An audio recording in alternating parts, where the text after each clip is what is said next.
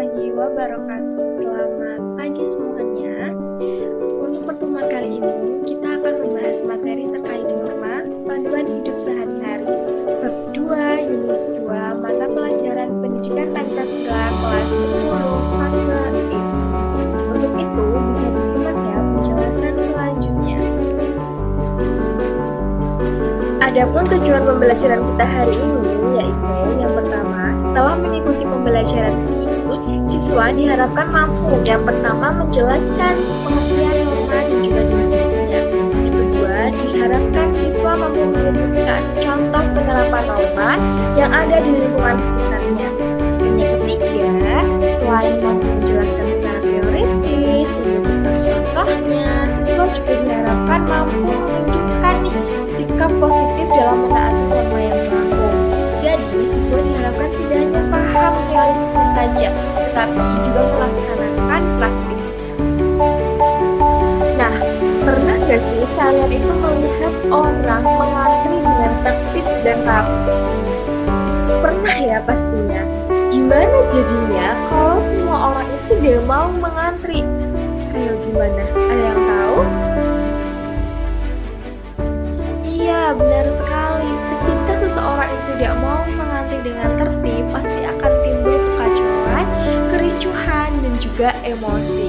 Yang mana kehidupan akan tidak damai dan banyak sekali permasalahan ataupun konflik. Nah, diskusi kita tadi itu menyangkut dengan apa yang akan kita bahas hari ini, yaitu terkait norma. Sebenarnya apa sih yang dimaksud dengan norma itu? Nah, jadi di sini Ibu akan menjelaskan bahwa norma merupakan sebuah aturan atau pedoman yang mengatur perilaku manusia dalam kehidupan bermasyarakat. Bagaimana manusia harus berperilaku, bagaimana manusia harus bertindak, mana perilaku baik yang harus kita taati dan mana perilaku buruk yang harus kita hindari, itu semua diatur dalam norma. Nah, norma ini dibuat agar kehidupan ini berjalan dengan tertib, aman, dan juga damai ya pastinya. Nah, seperti yang kita bahas tadi bahwa ketika orang-orang itu tidak mau tertib, ya pastinya kehidupan ini berjalan dengan kacau, banyak konflik, sama halnya dengan norma. Ketika dalam kehidupan dan masyarakat ini kita tidak memiliki norma, maka pastinya kehidupan tidak akan berjalan dengan aman, tertib, dan juga damai. Nah, norma ini sangat penting ya bagi kehidupan kita, seperti yang sudah kita bahas di awal. Karena norma ini bisa membantu kita nih untuk membedakan mana perilaku baik yang harus kita ikuti, mana perilaku yang kurang baik yang tidak boleh kita ikuti.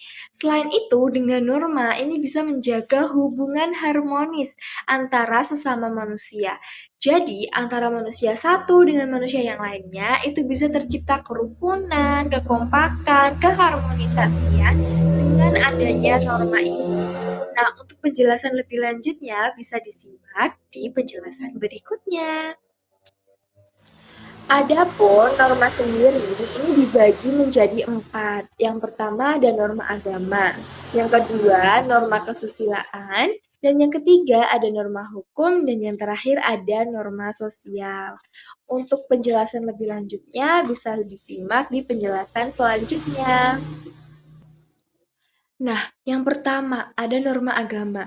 Norma agama ini merupakan sebuah aturan, pedoman, yang mana norma agama ini berasal dari ajaran Tuhan yang tertulis di dalam kitab suci. Nah, norma agama ini mengatur nih bagaimana hubungan antara manusia dengan sang penciptanya. Selain itu, juga mengatur gimana hubungan manusia dengan sesama manusia. Contohnya, melaksanakan ibadah sesuai kepercayaan masing-masing. Tidak boleh memaksakan kehendak orang lain untuk mengikuti apa yang kita yakini. Jadi, kita harus membebaskan nih orang lain mau mengikuti kepercayaan yang mana. Nah, ini bersinggungan dengan nilai-nilai Pancasila di sila pertama, yaitu ketuhanan yang Maha Esa. Maknanya, di Indonesia ini, kita dalam menganut kepercayaan agama, itu kita dibebaskan. Boleh menganut agama mana saja. Yang penting, ada 6 agama yang diakui di Indonesia. Yang pertama ada agama Islam, agama Hindu, agama Kristen, agama Katolik, agama Buddha, dan juga agama Konghucu. Nah, selanjutnya ada norma kesusilaan. Kalau norma agama tadi asalnya dari Tuhan, norma kesusilaan ini berasal dari hati nurani manusia. Yang mana norma kesusilaan ini menetapkan tentang perilaku baik dan buruk manusia, serta menciptakan ketertiban hubungan antar manusia. Bagaimana cara manusia satu dengan manusia yang lain berperilaku sesuai dengan hati nurani masing-masing. Contoh simpelnya aja nih, ada membuang sampah pada tempatnya. Kenapa kok kita harus membuang sampah pada tempatnya? Apakah ini menguntungkan orang lain? Ya, pastinya menguntungkan orang lain, karena dengan membuang sampah pada tempatnya, ini bisa mencegah terjadinya kerusakan alam, bahkan bisa mencegah adanya banjir. Selain itu, contoh norma kesusilaan yaitu tidak membuli pada temannya. Karena kalau kita sering membuli pada teman kita, nanti teman kita bisa terluka. Bahkan akibat fatalnya orang tersebut yang kita bully itu bisa sampai bunuh diri. Kan menyeramkan ya anak-anak. Dan yang terakhir contohnya yaitu tidak mencontek saat ujian. Ayo, kita sebagai manusia itu harus memiliki hati nurani yang jujur ya. Jadi kita tidak boleh selain mencontek juga kita tidak boleh berbohong. Maknanya kita sebagai manusia harus berkata dengan jujur. Nah, selanjutnya ada norma sosial. Norma sosial ini merupakan aturan pergaulan dalam masyarakat yang menata tindakan manusia dalam pergaulan dengan sesamanya. Bagaimana kita bermasyarakat, bagaimana kita bergaul dengan orang lain, itu semua diatur nih di dalam norma sosial. Contohnya, berbicara yang sopan kepada orang tua dan guru, memberi salam saat bertemu. Apabila tetangganya kesusahan, kita bisa membantu. Apabila tetangganya sedang sakit, kita bisa menjenguk. Itu merupakan contoh-contoh dari norma sosial. Nah, yang terakhir ada norma hukum nih. Norma hukum itu dibuat oleh pemerintah dan juga memiliki sanksi yang tegas apabila dilanggarnya.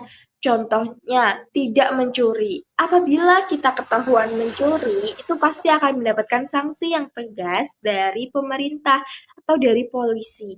Nah, paling lama itu kita bisa dipenjara seumur hidup. Kalau mencuri, hanya mencuri saja itu bisa dipenjara 5 tahun. Akan tetapi, kalau kita mencuri sepeda motor nih misalnya, itu kita bisa dipenjara paling lama 9 tahun. Kemudian kita harus mematuhi lalu lintas. Contohnya memakai helm, meskipun jaraknya dekat. Memakai helm itu tidak hanya karena takut ditilang polisi saja ya anak-anak, tetapi itu juga untuk melindungi kepala kita. Maknanya memakai helm itu bisa melindungi keselamatan kita dan juga mematuhi aturan-aturan lalu lintas yang lain. Nah, norma sendiri itu bisa bersumber dari berbagai macam ya. Norma bisa bersumber dari agama, masyarakat, adat istiadat, hati nurani kita, dan juga dari peraturan-peraturan negara. Semua norma tadi, mulai dari norma agama, norma kesusilaan, norma sosial, norma hukum, itu bisa membentuk kepribadian dan juga karakter kita menjadi pribadi dan juga karakter warga negara Indonesia yang patuh akan hukum dan sesuai dengan nilai-nilai Pancasila ya pastinya. Nah, berikut adalah contoh pelanggaran norma. Bisa disimak videonya.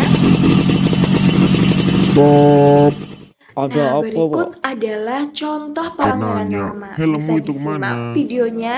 Ya, nggak dipakai, Pak. Orang cuma nganterin Nah, anak ke berikut sekolah dekat adalah sini contoh kok. pelanggaran norma. Bisa Masalahnya kan disimak ini buat videonya. keselamatan, Pak. Ya, kalau itu mah sudah baca doa Nah, selamat, berikut Pak, dari adalah rumah. contoh pelanggaran norma. Ah, Bisa Bapak disimak ini videonya. hahaha aja. Sudah, Bapak saya tilang. Anaknya juga Nah, nggak pakai berikut helm. adalah Kasihan contoh atuh, Pak. pelanggaran norma. Bisa disimak.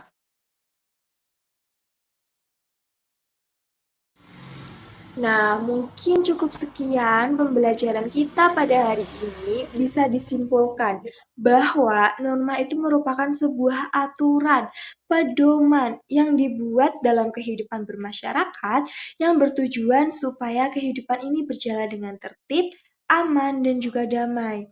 Yang mana dengan norma ini kita harus mematuhi ya, jangan sampai melanggar norma. Karena mulai dari norma agama, norma kesusilaan, norma sosial, dan norma hukum itu semua apabila kita melanggarnya, pastinya kita akan mendapatkan sanksi, baik sanksi sosial maupun sanksi hukum. Semua itu tetap ada sanksinya. Maka dari itu, Ibu harapkan setelah pembelajaran ini, anak-anak tidak hanya paham teorinya saja, tetapi juga bisa mempraktekkan dalam kehidupan sehari-harinya. Cukup sekian dari saya, banyak kesalahannya saya mohon maaf. Semoga apa yang saya sampaikan hari ini bisa diterima dengan baik. Saya tutup. Wassalamualaikum warahmatullahi wabarakatuh. Terima kasih semuanya. Jangan lupa belajar dan semangat.